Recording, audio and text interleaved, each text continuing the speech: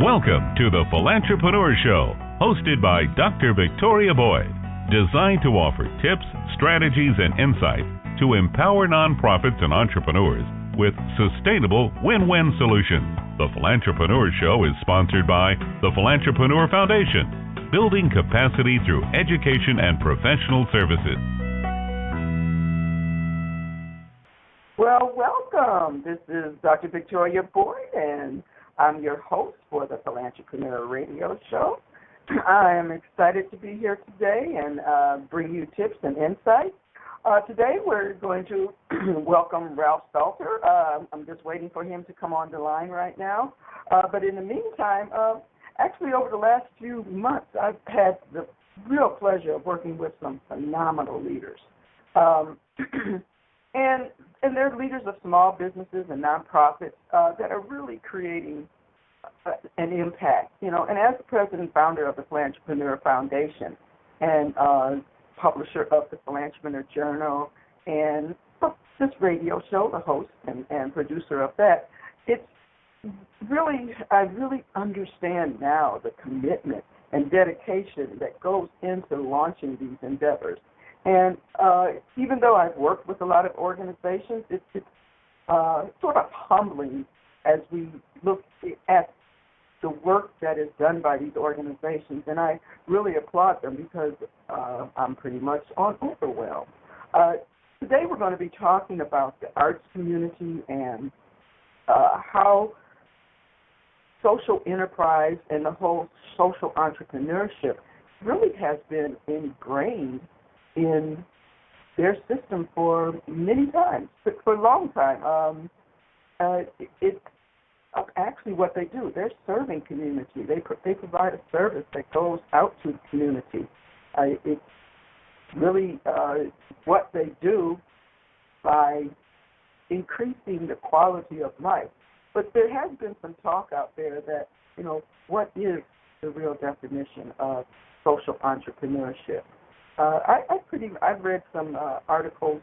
One was on the Stanford Innovation Press, and I might be saying that wrong, but there was some discontent as to what was the real definition of social entrepreneurship.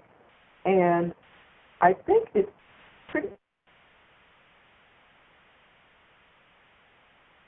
that many of us have a vision of entrepreneurship. And so it's not so much the entrepreneur part, it's are you increasing or infusing the social component into what you're doing. Being in what is called a we cycle right now, we are all about community. We are about what is happening to our fellow community and the work that we do in it. So it's more about talking about social enterprise and being social. So today our guest, he just came on the air. I can't believe it's been almost over a year, March of 2014, since today's guest last visited us on the show. Ralph Stalter is the chairman of the advisory board, leading a $45 million initiative to build the Cultural Corridor Theater Center, or CCTC. I met him several years ago now. Wow, time is flying. And his involvement and energy has brought some real life to the project. And I'm happy to say he's also a column writer for the Philantrepreneur Journal and a member of our board of directors, which I'm really excited about. He brings insight, energy, and a whole new perspective to some of the directions and how we can have impact. That's why I started out talking about I really understand that founders are so dedicated because we just sort of emerge, and unless we can build a team around us to really help take that vision to the next place, we're just going to get submerged. But his background is fascinating. It's a fascinating mixture of performing arts and computer technology. But, okay, why am I trying to explain when he's right here with us? Let's welcome Ralph Stalter. Please say hi to our listeners and what's been happening in your world over the last year. Oh, my goodness. Hello, everybody. Good morning. Sorry I'm a little late getting on here. been a busy morning, but let's see. Over the past year, not much is happening. More than networking and trying to build coalition and awareness, I guess, and largely education. That's really what I've been spending most of the past year doing, because it takes that. That's a regular part of what we do. But in the case of fundraising in a community where both myself and my producing partner are unknown quantities, it takes a little more effort to build those relationships, and whether we're asking for money or looking for board members or just trying to understand what's already in place in the community. I've only lived in now for just shy of 5 years, but when you're going after a venture like this, it takes a lot of energy for just two people to do that. So, but it's been fun. It's kept me on my toes, and I've learned a lot. And of course, working with you and the Philantrepreneur Foundation has helped to open other doors and make me aware of other levels of interest and involvement in the community for the nonprofit social enterprises. So that's kind of it in a nutshell. Well, even though you downplayed, but you actually have been really busy. I mean, I've seen some of the connections and things. We often, I haven't been doing much, not much, just right. Here. And so I really make a lot of great commentaries on our Facebook page, and I hope people are going and reading that, because it's a great resource for information and opinions, and I wish others would add some things there. But it was about the arts and artists as social entrepreneurs, and I went and read the article by Lauren, and tell us more about your thoughts on and what you wrote on that Facebook page. Well, I think the speech that Lauren gave, the presentation that she gave several years back, was about a particular theater that developed in New York City, and she looked at it with a different set of eyes. She really came at it from the social, looking at it as a social enterprise.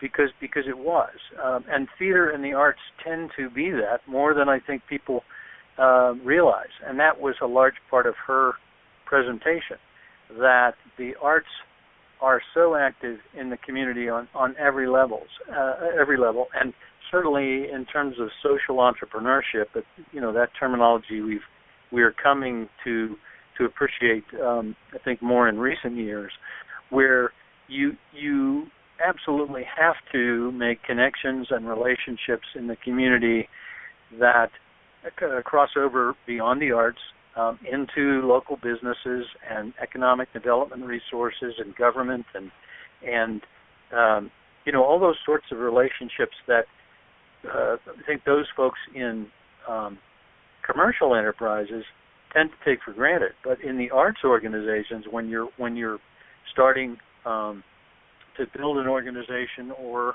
a theater the way we are, or a coalition of nonprofits.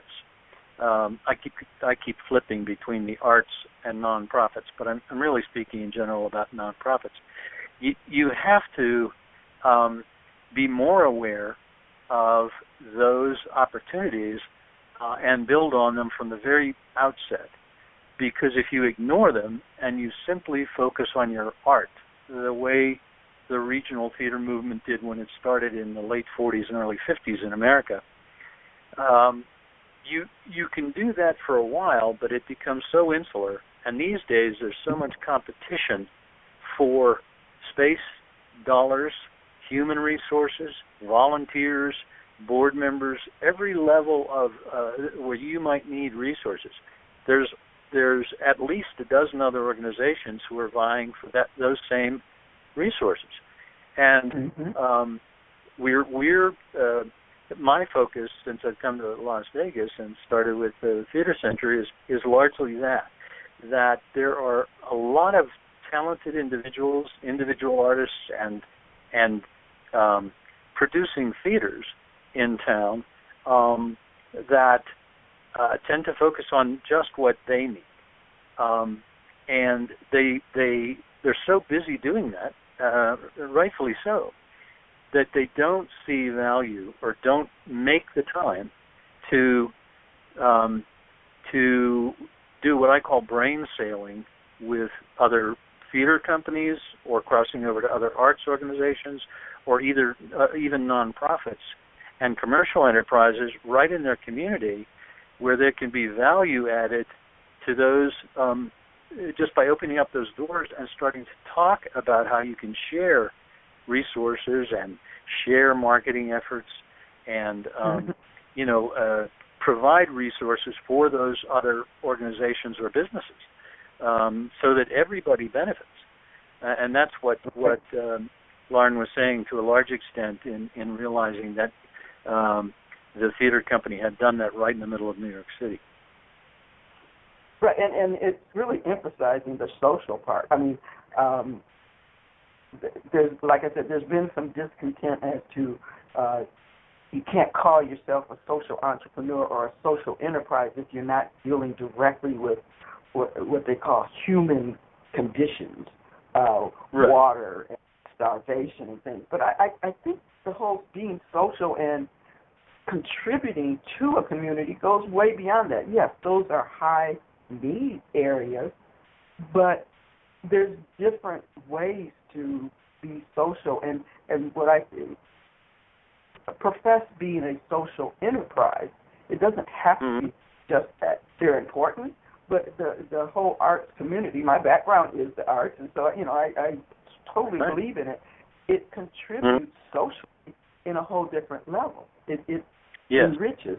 It takes some of those that are living in those conditions and for moments or, helps alleviate some of the, pain that they might be going through. Or it is a vehicle or path to get them out of their conditions, those human conditions that the dissenters, I'll call them, are saying that only social enterprise or social entrepreneurship should only focus on what I call a very narrow scope. But I think including the arts, and if you just look at arts or organizations over the years, as you said, way back, in the early times, they were serving a purpose of building audiences, but building appreciation for a great resource.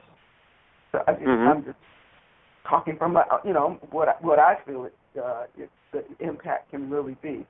And the model that many of them have set up is exposure, access, and sometimes alignment to the human condition, because many times art reflects society, what is going on in society. And I guess it's taking and having a much broader and open mind. I'll use an analogy, have a wider brush stroke. Right. That's a good one. I like it. And how, you want to have impact on society. I love using the word impact because we all can have impact in our own special way as socially conscious individuals or, contributors.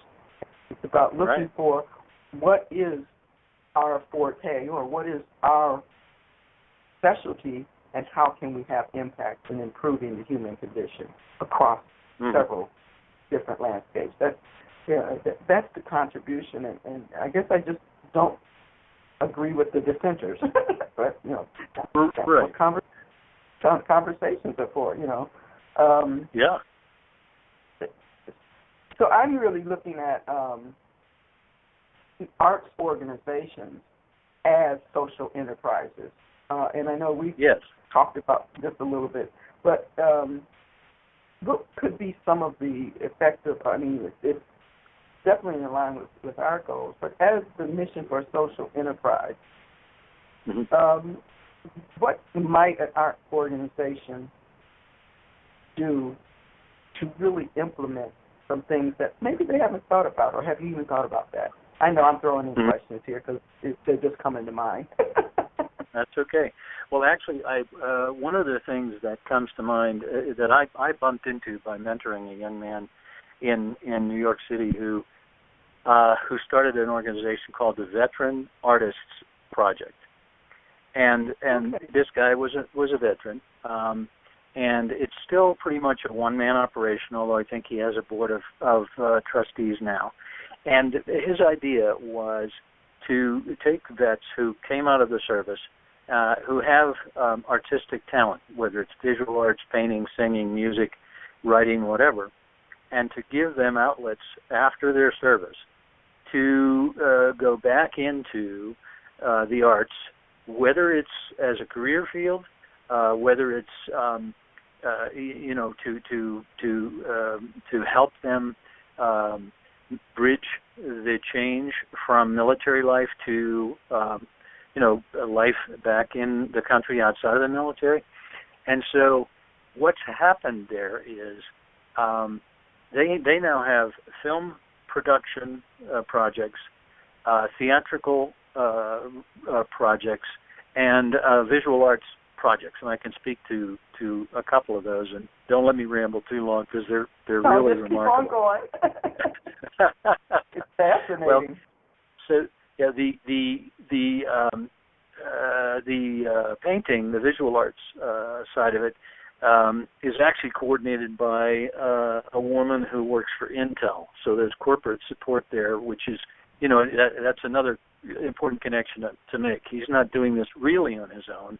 He runs the organization on his own, but without the support of Intel and this gal who helps to coordinate getting artworks from all over the community. Like if they came into Las Vegas, she and I would coordinate getting veterans who live here, who paint, or any sort of visual arts, create the visual arts, to give us their work to go on display. Would be advertised that these are veterans. Oftentimes there's local support where there can be auctions of certain pieces to raise money for local organizations or enterprises. If there's for instance, there's been some discussion about building a veterans memorial here in town, I believe. Over the past couple of years, I've talked to a few people. So if that we could connect to that organization or a number of veterans organizations in town, we would bring that coalition together, use that public event and that art to drive awareness of veterans who are artists, who are living in the community, who can generate good for other veterans, young and old veterans who exist here, and we have a lot of them in Southern Nevada. I understand. Somebody told me, one of the guys at the VFW told me there are like 300,000 veterans who actually live in the Las Vegas area, let alone Southern Nevada. So there's a large community of people out there who could be served as... Yeah, proximity to Nellis Air Force. And many of them, get out of it and just stay in the area. Absolutely. Yeah. So you can serve the artists. You can provide an outlet for artists. You create a social event, a community event where other veterans organizations can participate and build awareness of not only the arts program, that's kind of a social event, but what else is being done in the community. And if there is, in fact, this effort to build a veterans memorial here in town, then there's a possibility for other activities and events that over time that will feed into that, and that coalition just built.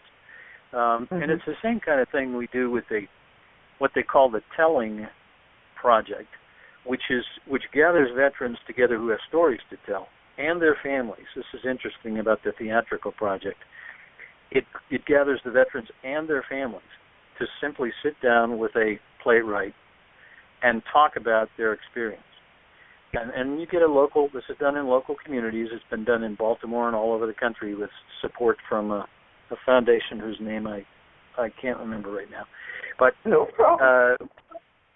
Out of that comes I don't want to say a play, but it's a scripted work. And then there are presentations of this work by those veterans and their families for the paying audiences who make a contribution or perhaps there's a regular ticket price. And again, it helps. It's a social event built around the arts that is a community, set in the community, and brings these people together in a way that they might not otherwise come together. And there have been a remarkable number of vets who've actually gone on to work in the field that these projects have kind of helped them with. Is there a rehabilitative component to it? I mean, as I know, just in my years of teaching, often they would use the arts and dance and things to help, students who I was dealing with to get through certain life episodes, and veterans, and especially the ones returning from war, the PTSD and just all of the different trauma that they have to readjust and reacclimate and get back into what is called what we call normal society, if there is such a thing. Right. I mean, I could really see it being rehabilitative. Just telling your story that is like journaling and really getting out some of the feelings and being able, and even through art, just being able to express and get it out. So is there what I call a counseling component or a medical type of component to it? Well, there's not a clinical side to it per se within the Veterans Artist Program. It's really focusing on artists veterans who also enjoy the arts and bringing those things together. So there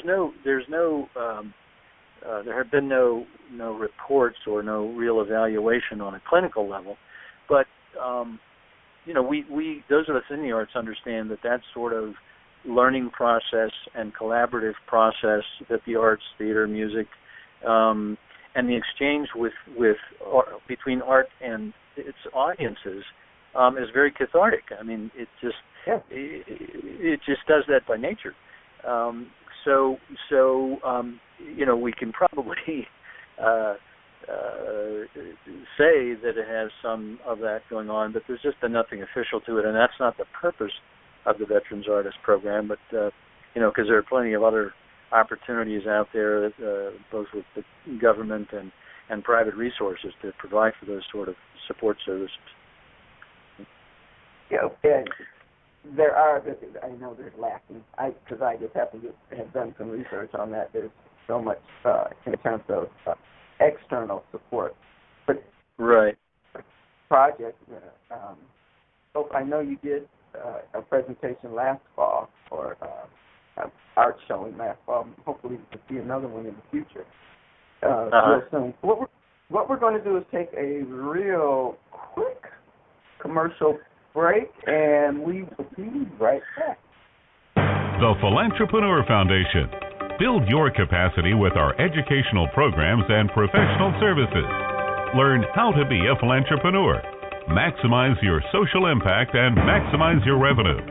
Visit thephilantrepreneur.com or philantrepreneurfoundation.org to find services, resources, and training to launch, enhance, or improve your business or nonprofit strategy. While there, sign up to receive the Philantrepreneur Journal digital publication. Today's Philantrepreneur Show tip. Well, hello. I'm here to give you our today's show tip. Usually I get really deep and go into a very research-based idea, but my tip for you today is you can find tons of resources and insight strategies by just looking and researching the website of the Philantrepreneur Foundation and philantrepreneur.com. You can get access to the journal. You can listen to archives of all of the radio shows. There's tons of information there. There's our Ask an Expert if you're a member, which I really encourage you to sign up as a member so that you can have access to free training and free professional services. As our mission says, building capacity through education and professional services. We are here to serve you, and we're adding resources every day. So please check out the Philantrepreneur.com or PhilanTrepreneurFoundation.org. The Philantrepreneur Journal, a quarterly digital publication reaching over 600,000 entrepreneurs and nonprofits. Get targeted exposure to reach your ideal customer with our unique Ads for a Cause, where 50% of the fee goes to support our nonprofit training and services programs. Together, we can make a difference, create impact, and build capacity. Visit thephilantrepreneur.com, Marketing Ads tab for all the details. Mention this show and get a 10% discount. Okay, we're back with Ralph Stalter, and he's the Executive Director of the Advisory Board for the Cultural Corridor Theater Center, which is a project going on here in Las Vegas. Okay, Ralph, we've been talking about all of these different concepts of social enterprise. I know you're going up to Reno tomorrow, or at least in a few days, to a big conference here. Tell us more about that conference and what you aim to gather. Okay. Well, this is actually my first time up to Reno for this conference. It's a 1.5-day conference of local arts organizations across the state, hosted by the Nevada Arts Council, and the concept this time is to try and get us to meet more, and it's more of an open conference. It's not like we're going to go from session to session to session where we won't have time to really meet our peers and talk about what's going on in the different regions of the state. So I'm really looking forward to that. The other thing, and what it's going to do, what it's going to do for me, and hopefully the others from the Southern Nevada region, will give us a chance to meet as a group, a larger group. Makes it easier than doing the one-on-one networking, of course, that we've all tried to do, and talk about some of the common issues we're facing. One of which I found in the close to 5 years I've been doing this, there is such a shortage of board development, training, exposure to opportunities for board membership here for nonprofits. And again, I'm not just talking about the arts. Whether even if it comes to healthcare and social enterprises based in the community, board members here, people join boards because it's a social thing, or it certainly puts you at an elite level in the community, depending on the organization, or you just have a passion for that organization. But you don't walk into a nonprofit board with the skills that you need to be on that board and actively participate. No one, unless you're trained, even if you've done it before. And I've learned this myself over the 40-odd years I've been doing this, and I learned it the way most board members do. You show up, you start to do things, you stumble and fall like any education and learning process. But when you're dealing with a nonprofit who is looking for funding, is looking for volunteer resources, is looking to keep its eye on its ball, I mean, keeping to your mission and having a board that understands your mission, believes it, and helps you drive that organization in the right direction, so you're all on the same bus, as we say, is incredibly hard. And people tend to show up and think it's just a once-a-month social thing or once-a-quarter social thing, and they don't understand the level of expertise and hard work that it takes to really make a serious contribution and provide for the long-term health of that nonprofit organization. So that's really, it's really my focus, and I think what you've been doing with the foundation and the journal and all the resources you've developed too, you realize that, and as you mentioned in the break, there are a lot of resources people can find on the Philantrepreneur links that allow them to go to classes to learn what a board of directors or trustees really does. there are legal responsibilities that each state defines the responsibilities for a nonprofit corporation, and the board members have legal and fiduciary responsibilities that can be incredibly dangerous and destructive to an organization. And so even that level of awareness and training is important. And I think we have opportunities here to cross-fertilize and share experiences. Take the Reynolds Foundation, for instance, which is a huge foundation here that is just about done with giving away millions of dollars over, I think it's been more than 30 years. I'm probably way off on that number, in Southern Nevada. The folks that have been doing that and running that foundation are an incredible resource of knowledge. I wouldn't want their money at this point. They don't have any more money, but they have the knowledge of how they did that, what they did in reviewing and expecting, reporting and returns and guidance for the organizations they funded over the years. And they put out big money here in town. And I just want that knowledge pool.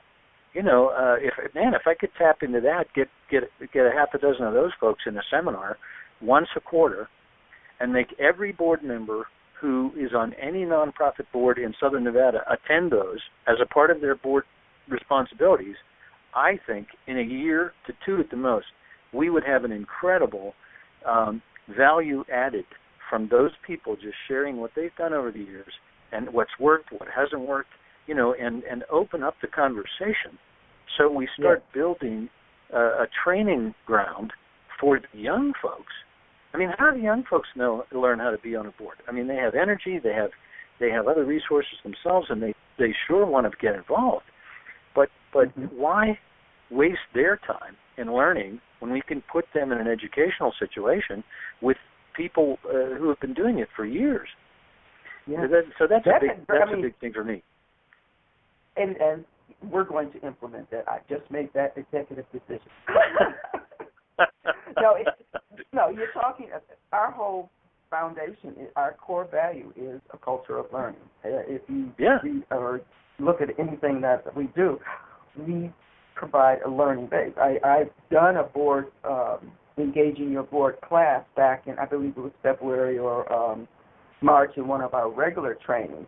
But to have what I call laser-focused, effective board, yes, it's offered here and there, but to create what I envision, and especially how you explained it, as a series that might go every quarter or every other month, that would last maybe 6 to 8 months, and even provide them with a board certificate in terms of board management, and which many of the young folks are looking for to build their resume and their credentials. It would be very valuable to the community. Plus, you could even have what I envision, specific topic breakouts where you might be just talking about an arts organization or a human service organization or, just education or community development organization. Some of the specific needs or direction that they might have would be even an add-on. On August, just like you're mentioning, the Philantrepreneur Foundation will launch on August 20th what is called our pop-up series, because it's not a part of our first Tuesday training series. I'm calling these pop-ups, and the first one is Hidden Secrets of Productivity. Mm-hmm. And it will be at Northern Trust, which is a huge banking institution that supports nonprofits through their endowment programs and their wealth management of nonprofits. And so that might be a great place to start to hold these training series. And I really see it as a series because you can't learn everything in one-ups or, Yep. So, but let's work on that, Ralph. See if we just came up with a plan. You got it. I'm happy to do that. And I think, and it's funny. It's just pooling resources that exist here. It's just opening doors and minds to sharing what they've done, what they know, what questions they have, and things like that, and just giving back on a different level. And it makes so much sense to me, and it's done in larger cities back east. Of course, we have a history of philanthropic efforts, and larger arts institutions and things like that. But there's no reason we can't do that here. Right. Absolutely. Well, I mean, and this region is unfortunately about 20 years behind initiatives that have been happening on the East Coast.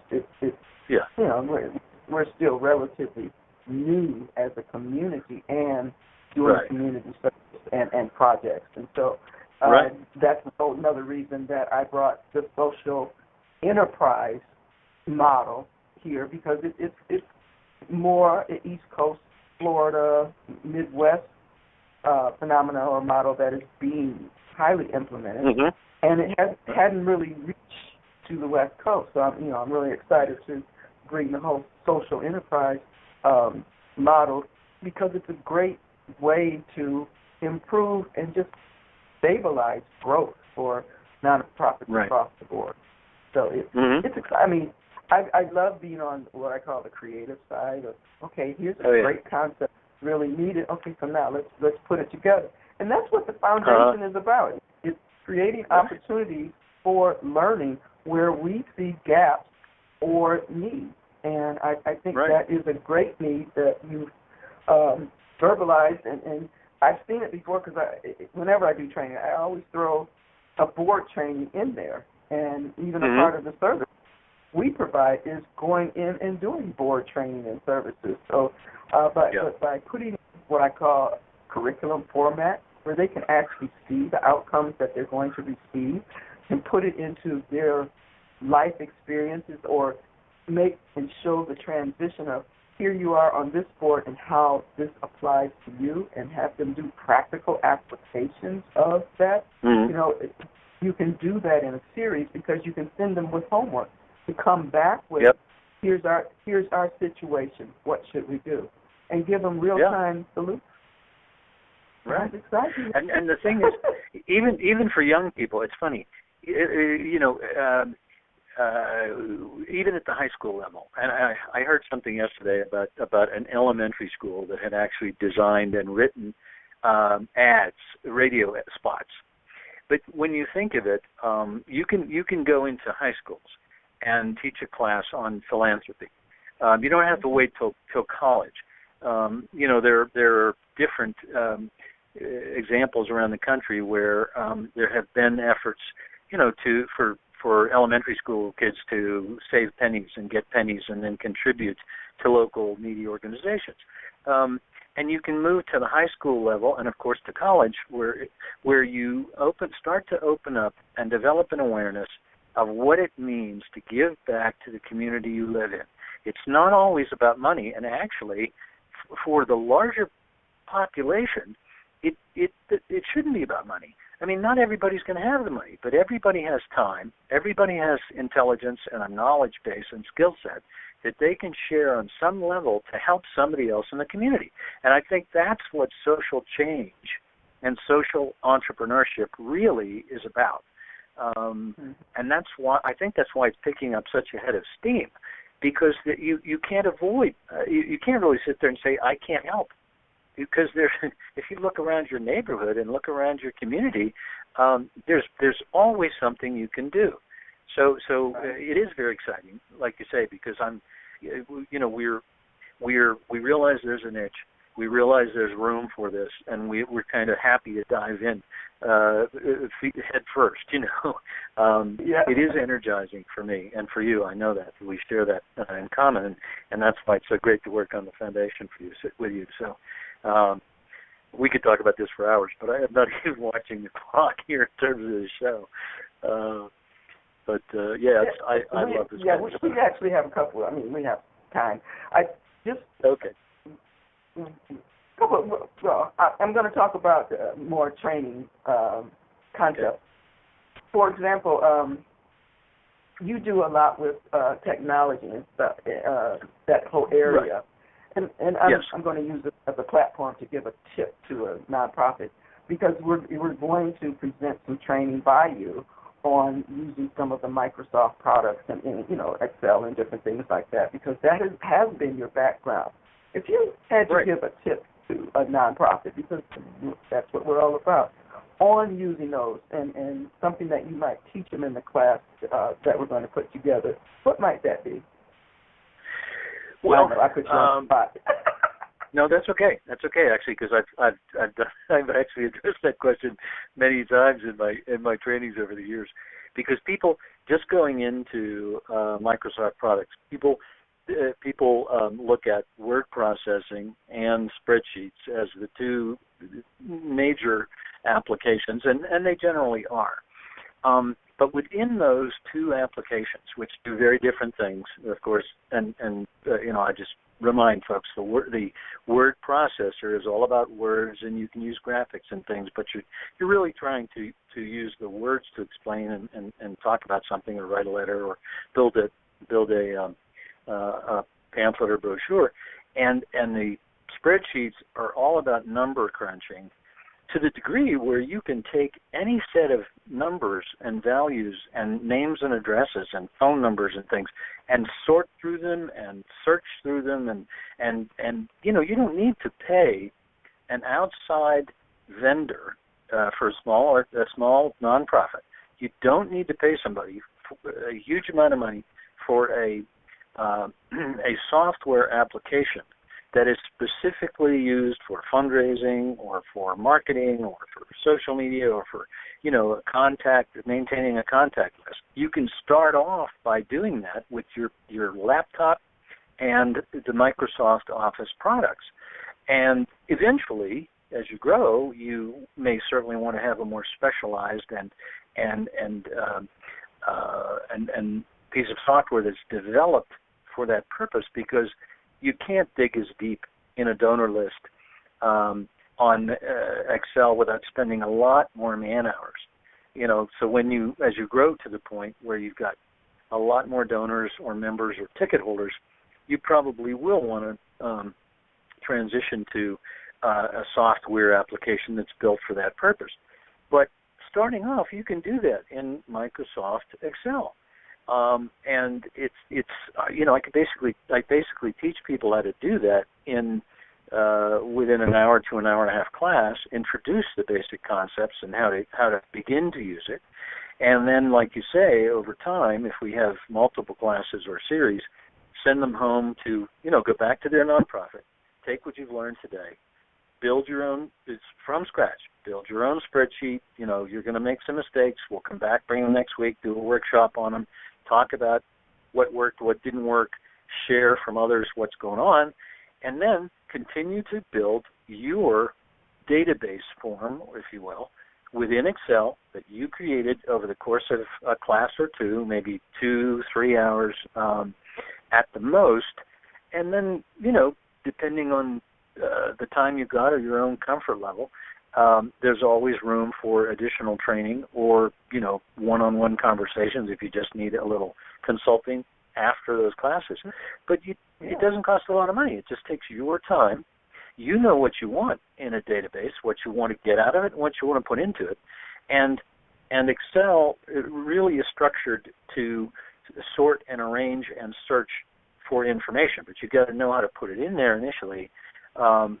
It's like they say, it's garbage in and garbage out. So once you've got the basic training, you can do that. And you can have a wonderful contact list and membership list and, searchable database, basically, with just a little time and very little money as you get started as a new nonprofit. So that's the sort of thing that I've done. Yeah.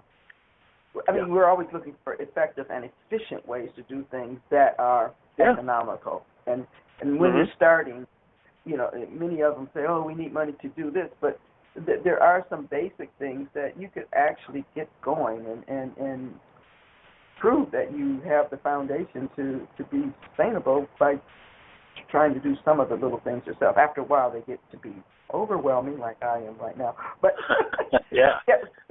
So yes, we're going to be because our foundation is education, and so eventually we'll have ongoing series.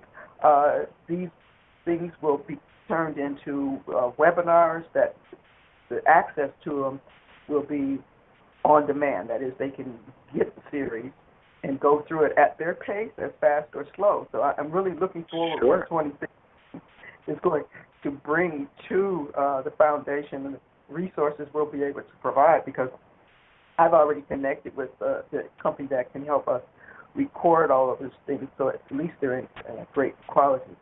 It's been a great conversation. Do you have anything coming up? I know you're going to Reno. Anything else? Well, I don't know, other than continuing to write for, well, actually my writing is besides writing for the Philantrepreneur Journal, well, I'm covering the session in Reno for a few other publications down here, because there aren't, outside of the reviewers who write for the newspaper and some of the magazines, there's no one, again, who's looking at and researching and writing about these sorts of opportunities and these sorts of gatherings of nonprofits on our level. I mean, there's certainly the Moon Ridge Group and other folks are doing stuff that gets a higher level attention because they're working with the corporations, and they've got they've been around for a while and they're doing quite a good job. But I think at the startup level, if you will, that's really what I'm starting to do, because I enjoy it, and I learn from asking questions and spending time with folks and writing about it. So. Well, if you ever want to post those things on our blog, I mean, because we have a blog, the Philantrepreneur blog. Oh, right, yes. So I'll make sure that especially some of the things that are already on our Facebook page get posted on the blog, and that way you can even have a wider audience, because it reaches even further. So, we have to set that up. Well, once again, I mean, do you want to give some contact information if someone has information for you, or, how to contact you, just to share or have input in the conversation that we've had today about social enterprise, the arts and community, and building community? Well, I think probably rather than confuse people with more contact information, if they go through the Philantrepreneur Foundation.org or the journal, or the blog, I think let's keep that information going there. I think that's the best bet.